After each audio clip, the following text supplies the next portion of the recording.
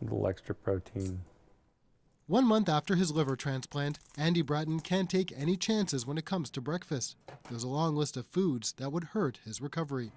The fear is bacteria, because part of my immune system is so low, and they're suppressing part of it to make sure that the liver doesn't get rejected. Oh. 9:15. 9:15. Pills alarm. That's my pills alarm. Take meds. 9:15. He has to keep a strict schedule. There's the secondary pill alarm. In case the first one doesn't go, take pills. With flashing lights and everything.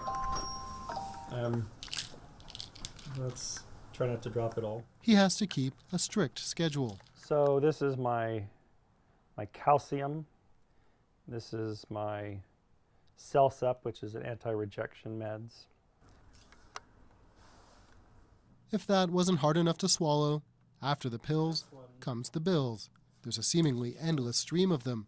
And even with decent insurance, he and his husband, Matthew, have found themselves in a hole. So they paid $10,000 of the $13,000. In the days after his surgery, with the reality of how expensive it is to get sick in America setting in, Andy's friends convinced the couple to turn to the crowd for help. They created a GoFundMe page. They put Andy's story online and spread the word to family and friends. Their initial goal was $10,000. We kind of live pretty open about everything, but it's hard to admit that you need help. It's hard to admit that you can't do everything. He's not the only one who's felt they had nowhere else to go. The last few years has seen an explosion of campaigns to crowdfund medical expenses. Everything from major surgeries to experimental drugs to everyday medications.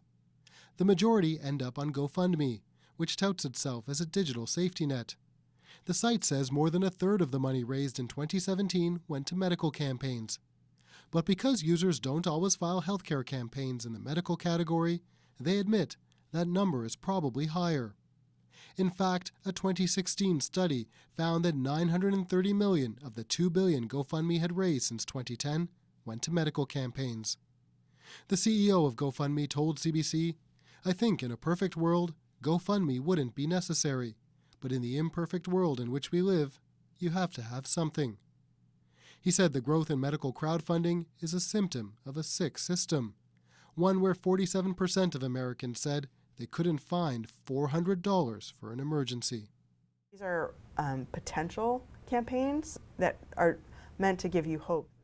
But is crowdfunding a suitable crutch for a hobbled system? Lauren Berliner with the University of Washington Bothell has been studying medical campaigns. This is something we see as a canary in a coal mine.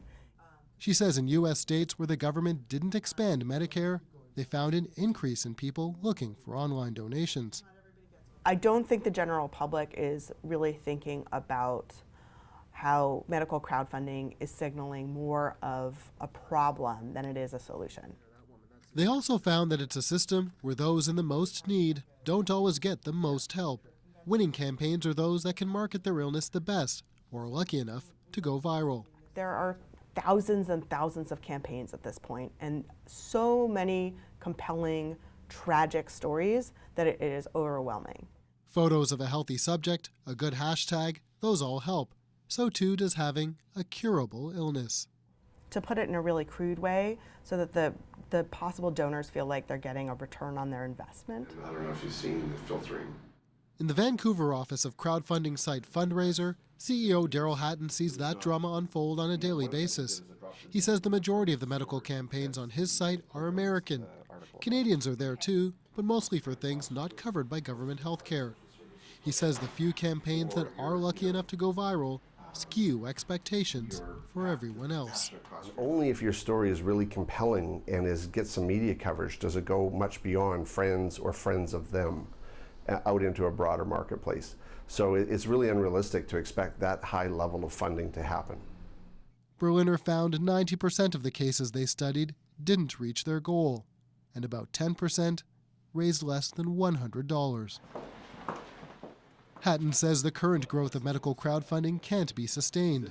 Eventually, donor fatigue will set in. There's only so much we can support friends and family with kind of crowd insurance around our healthcare.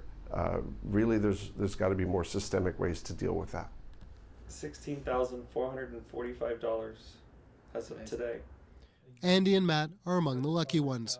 They reached their $10,000 goal thanks to a strong network of family and friends and connections in New York's theater scene. Matt's company also promised to match any donations made by his coworkers. They've now raised their goal to $30,000. The outpouring has been amazing. How does it make you feel? Really loved and really appreciated and thankful. And just as important as the money, he says the words and thoughts shared through the site have given him strength, something he thinks more and more Americans will need to turn to in the years ahead. Stephen D'Souza, CBC News, New York.